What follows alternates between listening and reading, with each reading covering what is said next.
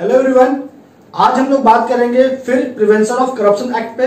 और आज का जो एपिसोड है ये फाइनल एपिसोड है इस एक्ट का, that means prevention of corruption act का ये फाइनल एपिसोड होगा। और आज के बाद आपका जो प्रिवेंशन ऑफ करप्शन एक्ट है वो भी खत्म हो जाएगा। तो minor law paper, Bihar judicial exam के दृष्टिकोण से जो माइनर लॉ पेपर्स हैं जैसे POCSO act, arms act, dowry prohibition act, तो ये सभी कंप्लीट हो चुके हैं ऑलरेडी। और आज आपका प्रिवेंशन ऑफ करप्शन एक्ट भी खत्म हो जाएगा। तो आज के एपिसोड को शुरू करें उसके पहले अगर आप अभी तक हमारे चैनल पे नए हो तो इंतजार मत करो, जल्दी से जाओ, नीचे आपको दिखेगा रेड कलर का सब्सक्राइब बटन, आप उस पर क्लिक करो, चैनल को सब्सक्राइब करो, बेल आइकन दबाओ ताकि डेली लेक्चर आपको मिले। और अगर आपको कोई भी समस्या है लॉ से जुड़ा हुआ तो आप मुझे बेझिझक इंस्टाग्राम पे फॉलो करो, इंस्टाग्राम पे डीएम करो, इंस्टाग्राम का लिंक आपको मिल जाएगा डिस्क्रिप्शन बॉक्स में ही। तो चलिए बिना समय गवाए स्टार्ट करते हैं आज के एपिसोड को। सेक्शन 21 कहता है accused person to be competent witness. जो एक्यूज्ड होगा इस एक्ट के अकॉर्डिंग वो एक कॉम्पिटेंट विटनेस माना जाएगा और वो अपने लगे ऊपर जो उसके ऊपर जो लगा चार्ज है उसके अगेंस्ट ताकि उस चार्ज को डिस्प्रूव करने के रिस्पेक्ट में वो एविडेंस दे सकता है। इससे जुड़ा प्रोविजंस आपको दिखने को मिलेगा एक और जगह जो जनरल प्रोविजंस है सीआरपीसी सेक्शन 315 में। 315 सेम प्रोविजंस को डील करता है जो प्रिवेंशन ऑफ करप्शन एक्ट का सेक्शन 21 डील कर रहा है। तो आइए अंदर की बातों को समझते हैं पॉइंट वाइज की क्या है सेक्शन 21।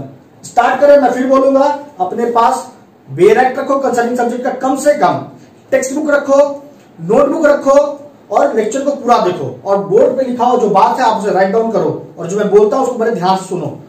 तो पहला नंबर पॉइंट है, पहला तो समझ में आ गया कि सेक्शन 21 क्या कह रहा है कि एक्यूज्ड कॉम्पिटेंट विटनेस है वो सबूत दे सकता है अपने ऊपर लगे चार्ज को डिस्प्रूव करने के लिए।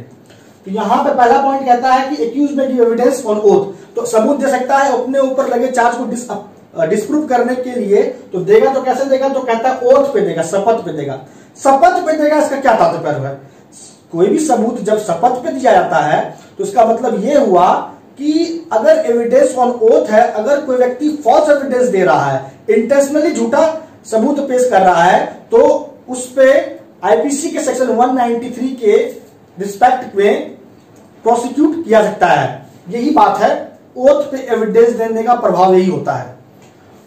और तो और उसके साथ जो भी कोएक्यूज्ड है उस कोएक्यूज्ड पे लगे चार्ज को डिस्प्रूव करने के लिए भी वो सबूत दे सकता है। इस बात के लिए वो कॉम्पिटेंट विटनेस माना जाएगा। यह है पहला नंबर पॉइंट।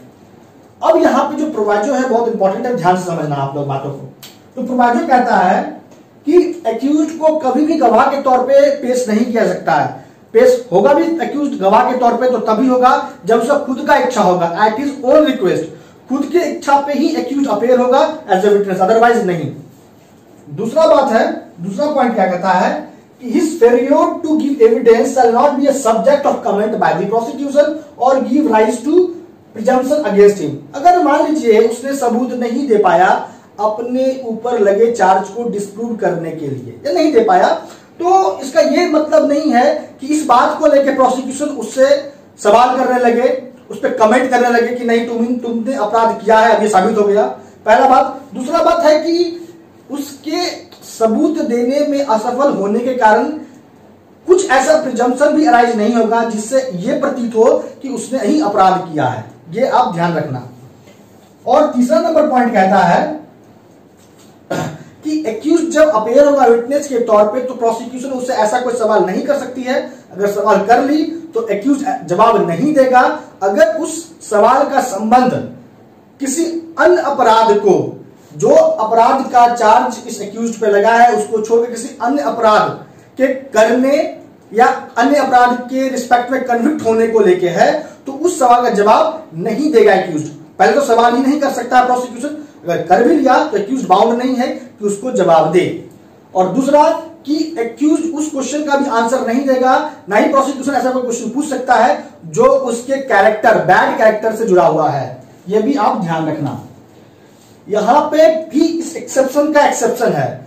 अब इसमें एक इंपॉर्टेंट पॉइंट जो आपको ध्यान रखना है वो यह है कि अगर एक्यूज्ड अपने गुड कैरेक्टर को लेके सबूत दे रहा है, पहला इनिशिएटिव अगर एक्यूज खुद ले या अपने गुड कैरेक्टर का सबूत दे या अपने से जुड़ा हुआ जो को एक्यूज है उसके साथ का जो अदर एक्यूज है उसके गुड कैरेक्टर का अगर वो सबूत दे रहा है, तब इस केस में प्रोसिक्यूशन उसके बैड कैरेक्टर को लेके सबूत प्रोड्यूस कर सकता है। ये ध्यान रखना। तो ये हो गया सेक्शन 21 से इतनी सारी बातों की जानकारी। अब आगे देखेंगे क्या कहता है सेक्शन 22। सेक्शन 22 क्या कहता है? CrPC 1973 to apply subject to certain modifications. जो भी कार्रवाई इस एक्ट के अकॉर्डिंग होगा उस कार्रवाई पे प्रोसीडिंग्स पे सीआरपीसी 1973 अप्लाई होगा सब्जेक्ट टू सर्टेन मॉडिफिकेशंस। कुछ बदलाव जो इस एक्ट के अकॉर्डिंग बताए गए हैं उसको ध्यान में रखते हुए। सेक्शन 22 से आपको बस इतना ही समझना है, जानना है। सेक्शन 23 का बात करेंगे तो सेक्शन 23 कहता है particular incharge in relation to an offence under section 13(1)(a)। अगर चार्ज किसी पब्लिक सर्वेंट पे फ्रेम्ड हुआ है सेक्शन 13(1)(a) के according, that means criminal misconduct का, तो उस चार्ज में इस बात का भी जिक्र होना जरूरी है कि किस प्रॉपर्टी के रिगार्डिंग ऑफेंस हुआ है और किस डेट को ऑफेंस हुआ है, और जो चार्ज फ्रेम्ड होगा उसको एक ही चार्ज माना जाएगा as per the provision of section 219 of the CrPC 1973।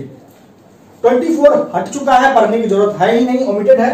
25 कहता है मिलिट्री, नेवल एंड एयरफोर्स और other law not to be affected. इस एक्ट में दिए गए प्रोविजंस का कोई प्रभाव नहीं पड़ता है आर्मी एक्ट पे, नेवी डिसिप्लिन एक्ट पे, एयरफोर्स एक्ट पे, और अदर लॉ के अंतर्गत आता है नेशनल सिक्योरिटी गार्ड एक्ट, तो उस एक्ट पे भी कोई प्रभाव नहीं पड़ता है इस प्रोविजंस का। बॉर्डर सिक्योरिटी फोर्स एक्ट, उस पर भी प्रभाव नहीं पड़ता इस एक्ट का। तो यही है सेक्शन 25। आगे बढ़ते हैं, आगे देखिए क्या है सेक्शन 26 बेयर एक्ट है, देखिए उसमें कहता है स्पेशल जजेस appointed under act 1952 to be special जजेस अपॉइंटेड अंडर दिस एक्ट। तो सेक्शन 26 कह रहा है कि जिन भी स्पेशल जजेस का अपॉइंटमेंट हुआ है क्रिमिनल लॉ अमेंडमेंट एक्ट 1952 के द्वारा, वो सभी स्पेशल जजेस माने जाएंगे कि इस एक्ट के अंतर्गत ही नियुक्त हुए हैं, अपॉइंट हुए हैं। तो इसका अर्थ यह हुआ कि वे जो स्पेशल जजेस हैं जिनकी नियुक्ति हुई है, अपॉइंटेड जो हुए हैं क्रिमिनल लॉ अमेंडमेंट एक्ट 1952 के अकॉर्डिंग, वो भी कार्रवाई कर सकते हैं इन अपराधों पे जो पनिशेबल है इस एक्ट के अकॉर्डिंग। सेक्शन 26 पे आएंगे, सेक्शन माफ कीजिए सेक्शन 27 डील कर चुके हैं। 27 कहता है अपील एंड रिवीजन। तो जो भी अपील होना है इस एक्ट के अकॉर्डिंग, जो भी रिवीजन होना है इस एक्ट के अकॉर्डिंग, उस अपील रिवीजन पे जो प्रोविजंस है सीआरपीसी का वो एप्लीकेबल होगा। 28 पे आएंगे, सेक्शन 28 कहता है act to be in addition to any other law. That means कि ये जो एक्ट है ये इन डेरोगेशन नहीं है विद अदर लॉ। अगर मान लीजिए इस एक्ट और अदर लॉ पे अगर इनकॉन्सिस्टेंसी आ गया तो जो अदर लॉ है वो प्रिवेल करेगा, और यहां पे अदर लॉ ये लॉ नहीं होना चाहिए, याद रखना।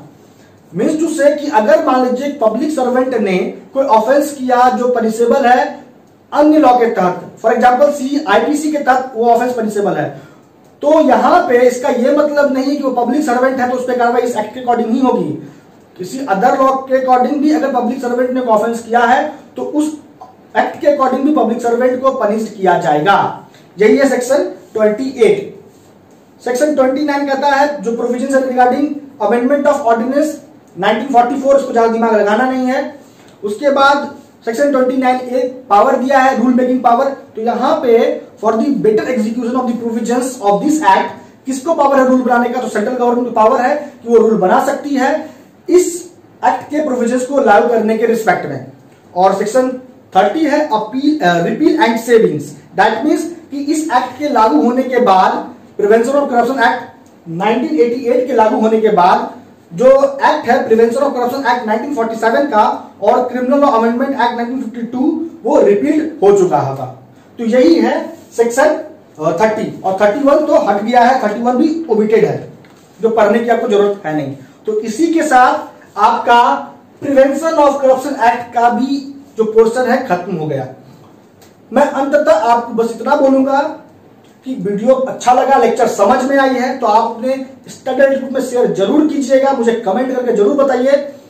और कोई पर्सनल क्वेरी है तो आप मुझे इंस्टाग्राम पे फॉलो कीजिए, क्योंकि आपके लाइक से, शेयर से, कमेंट से बहुत मोटिवेशन मिलता है। और दूसरी बात कि अब आपको आगे कौन से सब्जेक्ट पे लेक्चर्स चाहिए, मैं कौन सा सब्जेक्ट का सीरीज स्टार्ट करूं, आप कमेंट करके जरूर बताइए।